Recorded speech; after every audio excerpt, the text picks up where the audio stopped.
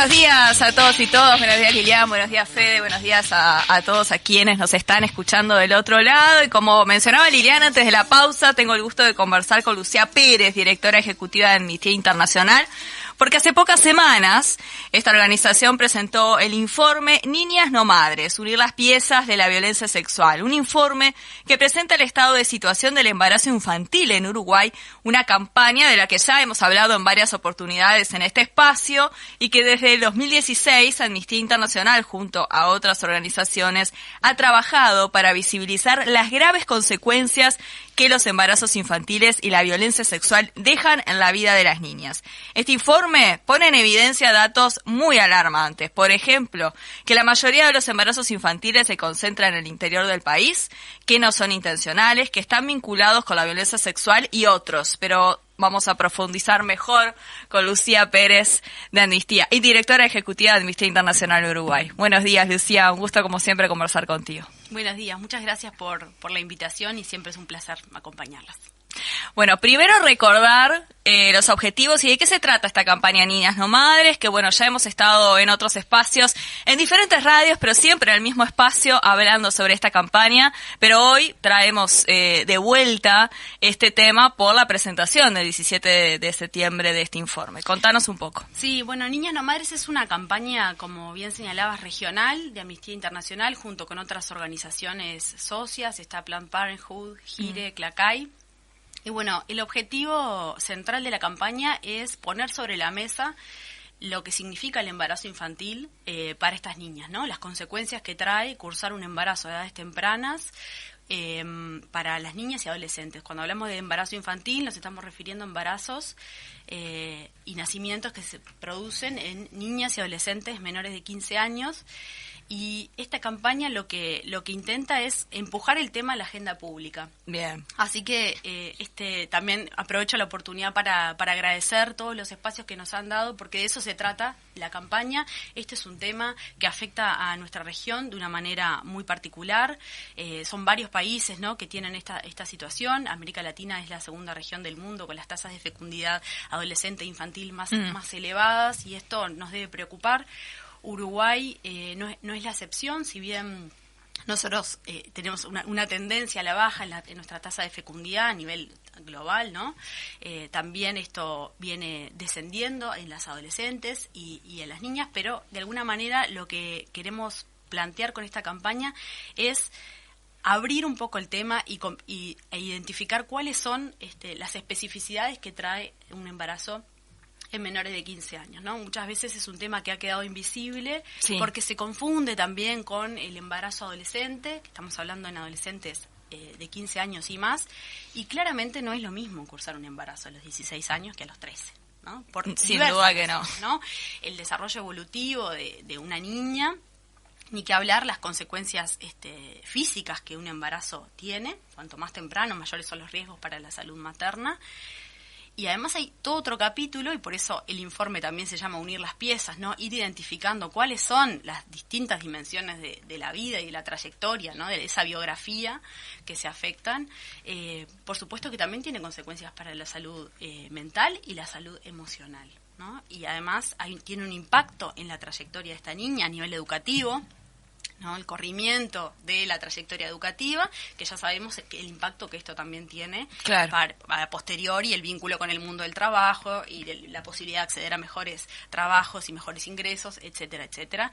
Y bueno, ni que hablar de que si en el caso de que se produzca el nacimiento, es para toda la vida, ¿no? Es un hito en la trayectoria vital, que bueno, que además, como tú decías al inicio, está relacionado en la mayor parte de los casos a situaciones de violencia sexual. Entonces, cuando hablamos del embarazo infantil, la perspectiva o lo que queremos colocar y subrayar desde Amnistía Internacional es que tenemos que explorar de dónde viene ese embarazo, ¿no? Ya la sospecha de un embarazo debe alertarnos. Independientemente de que se confirme o no un embarazo en menores de 15, siempre debe ser motivo de alerta. Bien. También me gustaría preguntarte que hay una agenda de derechos sexuales y reproductivos que ha tenido avances en nuestro país. Ahora, hace un ratito escuchábamos a Liliana Francisca, gran promotora también de esta ley. Pero hay una vulneración muy grande de los derechos y todavía seguimos atrás. Por más que hay avances, todavía seguimos atrás y este informe es claro ejemplo de las cifras y que hay que seguir alarmándonos por el estado de situación de los embarazos infantiles en Uruguay. ¿Cuál es este estado de situación comparado también con la región? Que eso es bien importante traerlo a la luz, pero en cifras, números que también... Hay algunas que a mí me sorprendieron y mucho leyendo el informe. Sí, yo también la escuchaba atentamente a Lilian, sobre todo colocando la importancia que tiene la herramienta que tenemos, que es la Ley de Interrupción Voluntaria del Embarazo, y en estos casos también es sumamente importante, ¿no? Porque parte de las recomendaciones que hace Amnistía o de lo que está señalando tiene que ver con la atención, con acceder a los servicios de salud sexual y reproductiva de calidad, oportunos, dignificantes, y el acceso a la interrupción voluntaria del embarazo es uno de ellos en estos casos. Tiene que estar allí a disposición, sin trabas, y que pueda recorrerse de la mejor manera posible. Es interesante esto que mencionás, porque Uruguay siempre ha sido destacado por su perfil en materia de derechos humanos, su perfil de avanzada en materia normativa, y esto sin duda es una buena noticia, ¿no? Sí, es una buena noticia. Es importante decir, tenemos un problema con el embarazo infantil, así como otros temas de agenda de derechos humanos. Identificamos que hay un núcleo duro allí de cuantitativamente, pero lo que importa acá también es cualitativamente, ¿no? Cómo se afecta la vida de esas niñas, que persiste, y que si bien hay una tendencia a la baja, en 2019, por ejemplo, se registró un aumento de los nacimientos productos de embarazos en menores de 15 años. En 2020 vuelve a bajar esa cifra, los nacimientos. Eso también es una buena noticia, pero hay que mirar el otro lado, ¿no? Por eso hablamos de unir las piezas, porque una cosa son los nacimientos, pero si miramos las cifras de interrupciones voluntarias de embarazo en esas edades, en 2019 descienden las interrupciones, y en 2020 descienden los nacimientos, pero aumentan las interrupciones voluntarias del embarazo. Entonces, el hecho obstétrico en sí, que es el embarazo, ¿no?, en una niña, se produce casi en cifras similares. Es muy pequeña la diferencia, el descenso en 2020. Entonces ahí, como les decía hace un rato, lo que tenemos que observar o lo que nos debe preocupar es la sospecha de embarazo. Cuando llega una niña o adolescente en esa situación, porque bueno, hay que justamente indagar qué es lo que está por detrás, qué situaciones de violencia hay por detrás. Sabemos que la mayoría de estos casos son producto de situaciones de abuso que se repiten además en el tiempo, e incluso en situaciones o en relaciones que puedan ser consentidas con pares, ¿no? Porque también otra dimensión que hay que mirar tiene que ver con la distancia, ¿no?, en años que puede tener la niña adolescente con ese progenitor o supuesto progenitor, pero incluso en relaciones que pueden ser a priori consentidas o entre pares, eso no significa o no podemos descartar de plano que estén exentas de violencia. Claro. Pero volviendo al componente de lo normativo o de las herramientas con las que cuenta Uruguay, sin duda Uruguay en los últimos años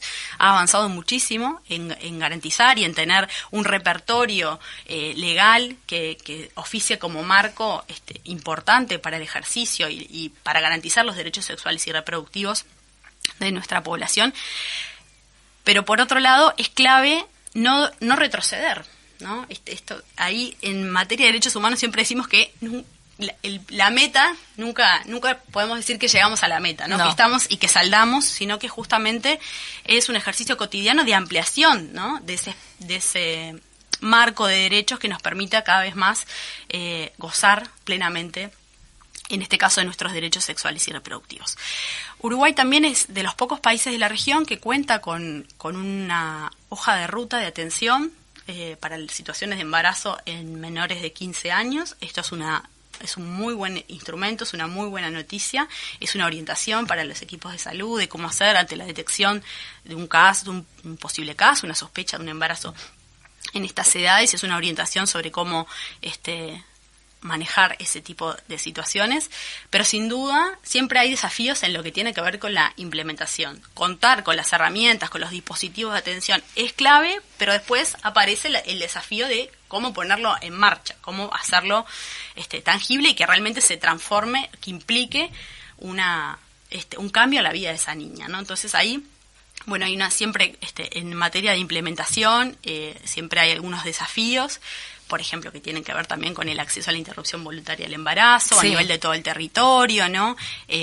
Sabemos que tenemos todavía algunos escollos en lo que tiene que ver con la objeción de conciencia, con garantizar el acceso en tiempo y forma en las zonas rurales, por los requisitos mismos que tiene la ley del equipo interdisciplinario y demás. Y entonces allí, bueno, siempre aparecen algunas cosas que son perfectibles a mejorar, pero es importante saber que sí, Uruguay cuenta con esa hoja de ruta, que es una orientación, y además en este proceso de elaboración de este documento también tuvimos la oportunidad de conversar con personas referentes de ACE que trabajan en este tema y que han desarrollado una herramienta muy reciente que es un sistema de notificación para los equipos de ACE. Los Bien. equipos territoriales de ACE tienen la posibilidad, si se enfrentan a una sospecha de embarazo menores de 15 años, de notificar a un equipo de gestión central en ACE para hacer un seguimiento mayor. Es decir, ¿qué es lo que nos está faltando en materia de información? Además de los números gruesos, bueno, saber qué pasa con esas niñas, de dónde vienen y cómo siguen. Porque identificar esto, ¿tiene una relación con un varón par? ¿O estamos enfrentándonos a una niña con una sospecha de embarazo? Un ejemplo estoy poniendo, 14 años, progenitor o posible progenitor, 40 años, ¿no? Bueno, estamos hablando claramente de una situación de abuso. Exacto. Entonces, es importante ir construyendo también ese relato de que estamos en una situación de vulneración de derechos de esa niña. Hay que poder ponerlo en palabras y hay que poder activar un dispositivo de atención conforme a la situación que se está viviendo. Entonces, nosotros tenemos como mucha expectativa también de Amnistía Internacional en el desarrollo de esta herramienta que acompaña y complementa la hoja de ruta, porque es una forma también no solamente de poner el ojo específico en la atención de esa niña y acompañarla en ese proceso, sino también de contar con información de la trayectoria, ¿no? De dónde viene y cómo sigue. Eso es cómo fundamental. Impacta en su vida y también qué pasa con ese niño o con esa niña que nace producto de ese embarazo, ¿no? Que hoy por hoy no tenemos ese recorrido claro, qué es lo que sucede. Permanece con la niña, con la familia, pasa a ser institucionalizado. Bueno, hay un montón de preguntas y de vacíos que es importante poder ir completando para entender cabalmente este asunto. Ahora que mencionabas esto del progenitor también y de dónde viene, hay una romantización muy grande también del embarazo infantil, porque incluso hay relatos de médicos y médicas que hay una objeción en conciencia, por supuesto, para no interrumpirle el embarazo a la niña, pero a la vez a la niña quiere tener el bebé. Está como ese relato que también preocupa y mucho, porque realmente es una niña, tiene 13 años. Entonces también hay que tener mucho ojo y mucha atención con eso, ¿no? Que se dice, y no estamos protegiendo a la niña también desde la adultez de los médicos que deberían ser quienes también lo hagan. Totalmente, esa idea romántica en realidad de la maternidad que atraviesa a toda la sociedad, a todas las franjas etarias, pero que en este caso se convierte, tiene implicancias específicas, ¿no? Esta frase que tú decías, ¿no? Ella quiere tenerlo, quiere continuar con el embarazo. Hay otro asunto que se pone en el medio en este tema que tiene que ver con, bueno, esto de la autonomía progresiva, ¿no? Que es un término teórico, pero bueno, a la hora de aplicarlo hay que ponerse a pensar muchos elementos, ¿no? Esta capacidad, si la niña tiene la capacidad efectivamente de comprender cabalmente lo que significa tomar una decisión de continuidad de un embarazo, el impacto que esto tiene, las consecuencias que tiene para su vida, y toda esta cuestión también del consentimiento, ¿no? Del consentir las relaciones sexuales, de realmente explorar si son efectivamente, si está en condiciones de consentir, si sus condiciones previas le permiten, ¿no? Contar con información, construir vínculos que estén libres de violencia, comprender realmente cabalmente, poder decodificar lo que significa cursar un embarazo y eventualmente ejercer la maternidad, maternar y demás. Entonces allí aparecen también todas estas dimensiones, no solamente de la salud física, sino también de la salud mental y emocional. Sabemos que los embarazos a temprana edad también tienen mayores riesgos de, situaciones de depresión posparto, de generar episodios de ansiedad y demás, que tienen que ser observados. Y esta dimensión de la toma de decisiones y de la autonomía es muy importante, pero también tenemos que tener en cuenta que es responsabilidad del Estado garantizar los derechos de esa niña y hacer tomar la decisión que sea mejor para su vida. Exacto. Cuando hablábamos de información, cuán importante es tener educación sexual integral. Algo muy cuestionado en este último tiempo, en tiempos anteriores, pero que realmente es importante tener esa educación desde la niñez. ¿Cómo lo visualiza Amnistía y también desde este informe, desde esta campaña y tú particularmente? Bueno, todos los temas vinculados a la sexualidad tienen siempre estos, ¿no? Estas, estos debates incansables y demás, y sobre todo en materia de educación sexual integral es siempre un tema como bastante tironeado en la agenda pública, y desde Amnistía Internacional lo que proponemos es la educación sexual integral como un derecho de los niños, de todas las personas, ¿no? Sí. Pero además, en términos de este tema en particular del embarazo infantil, es una de las recomendaciones y las recomendaciones principales en materia de prevención.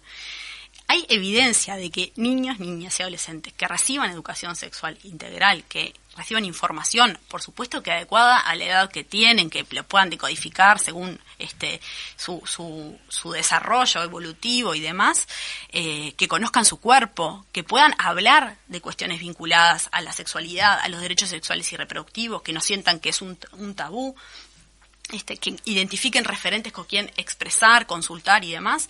Hay evidencia que demuestra que niños, niñas y adolescentes que reciben educación sexual integral están en condiciones, pueden detectar oportunamente situaciones de violencia sexual o que no corresponda. Si generamos como adultos, personas adultas responsables, y el Estado garantiza que eso se pueda dar, es una forma también de atender estas situaciones a tiempo, ¿no? En materia de prevención, la educación sexual integral es clave para que justamente las niñas tengan información y puedan detectar a tiempo situaciones y expresar, sobre todo, situaciones que están afectando y vulnerando sus derechos sexuales y reproductivos. Y es tan importante como la atención, ¿no? Que es otra de las líneas de recomendación que tiene Amnistía Internacional, que hablábamos de los servicios de atención en salud sexual y reproductiva, que sean de calidad, que sean también de información oportuna, que puedan ser expresados claramente para las distintas edades.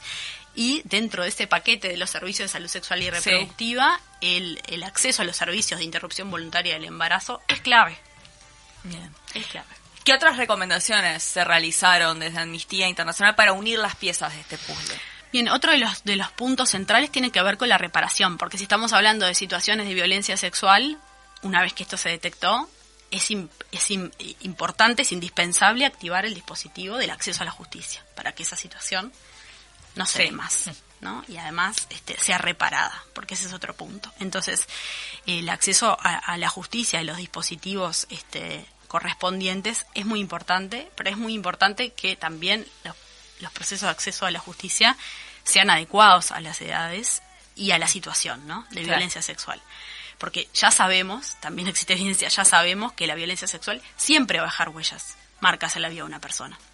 Entonces, que ese proceso de reparación no sea peor aún, no revictimice, no genere revivir todas las situaciones nuevamente. Tiene que ser lo más dignificante posible. Ahí queremos ser como muy enfáticas en ese sentido.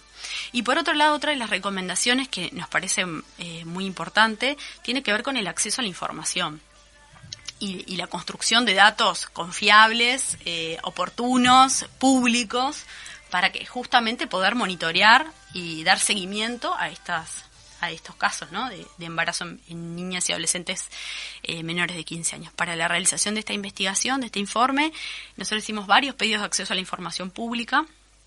Y bueno, tuvimos algunas dificultades en el tiempo de respuesta, en la publicación habitual que se hacen de estos datos. La gran mayoría son del Ministerio de Salud, de las estadísticas vitales, y es importante que estén disponibles, no solamente para Amnistía Internacional, sino para la población en general. Exactamente, y para también las políticas públicas, ¿no? Para otros actores que allí operan e intervienen en este tema.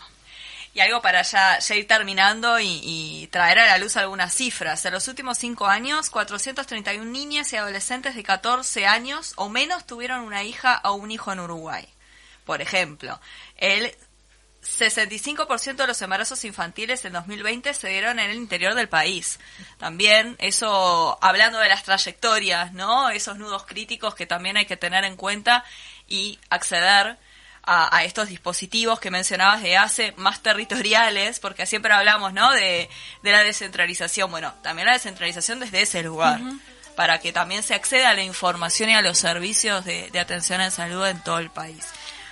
Algo muy cortito y preguntarte si esta situación ustedes ven que se agudizó con la pandemia. Bueno, si miramos las cifras de nacimientos producto de estos embarazos, vemos que 2019, de 2019 a 2020 bajan los nacimientos. Es esto que les decía, ¿no? De 82 en 2019, 60 en 2020, es una muy buena noticia. Ahora si miramos, no, el lado B, si miramos las interrupciones voluntarias, en 2019 fueron menos que en 2020. Entonces claro. Ahí, en total, si miramos como el hecho en sí mismo, ¿no? El embarazo, estamos en cifras similares. En 2020 fueron 10 casos menos. Pero si miramos los datos de violencia, el CIPIAV, el Sistema Integral de Protección a la Infancia contra la Violencia, vemos que las denuncias que reporta el CIPIAV de situaciones de violencia hacia niños, niñas y adolescentes se mantiene en aumento. La tendencia en aumento. Situaciones de violencia en general, ¿no? En 2020 fueron algo así como 4.900, o sea, viene creciendo año tras año. Y de esas denuncias totales, cerca del 21% son denuncias por situaciones de violencia sexual, ¿no? Abuso, explotación sexual comercial y demás, que más o menos es una cifra una proporción que se mantiene en relación con años anteriores. Entonces, hay que seguir mirando y hay que seguir, por eso hacemos énfasis en el tema de la información, de la construcción de los datos, de hacerse nuevas preguntas, para entender realmente, cabalmente y profundamente cómo se arma este puzzle, ¿no? Entonces, si lo vemos estrictamente en nacimientos, podríamos decir que en 2020, los datos dicen eso, ¿no? Claro. Que se redujeron. Pero por otro lado, también aumentaron las interrupciones voluntarias del embarazo, y si miramos las situaciones de violencia en general, aumentan, y si miramos la proporción de situaciones de violencia sexual, se mantiene, ¿no? Entonces, es preciso profundizar y hacerse nuevas preguntas, sobre todo esto que decíamos, ¿qué pasa con las trayectorias, ¿no? ¿De dónde vienen? Conocer mejor esas situaciones, esos nacimientos, cómo se articulan en relación con la niña, cuál es su contexto, cuál es el vínculo con el progenitor, también qué pasa con esos niños y niñas que nacen producto de esos embarazos en menores de 15 años. Hay un montón de interrogantes que aún están para ser respondidas. Bien, el embarazo infantil es una realidad que no queremos ver, que invisibilizamos, que hay que empezar a unir las piezas de este puzzle y a ponerlo sobre la mesa porque preocupa y mucho. Muchísimas gracias, Lucía Pérez, por estos minutos, directora ejecutiva de Amnistía Internacional. Gracias, Lilian, gracias, Fede, gracias a todos y todas del otro lado. Me reencuentro el próximo miércoles a las 8 de la mañana. Muchísimas gracias. Las escuchaba muy atentamente porque son muchos datos de un tema que es crucial, que lo tenemos que de alguna manera visibilizar fuertemente, y son cifras que hay que ir decantando y haciéndose piel de alguna manera. Les agradecemos muchísimo a la licenciada Andrea Camarano, a Lucía Pérez, directora de Amnistía Internacional, y seguramente las vamos a tener por aquí, por estudios, dentro de poquito. Muchísimas gracias. Muchas gracias por el espacio, un placer. Somos la red de la radio, 1330 AM Fénix, Radio Camacuá, la radio de AEBU, la radio cooperativa del Uruguay, Octubre Noticias y una amplia cobertura de medios en los 20 departamentos.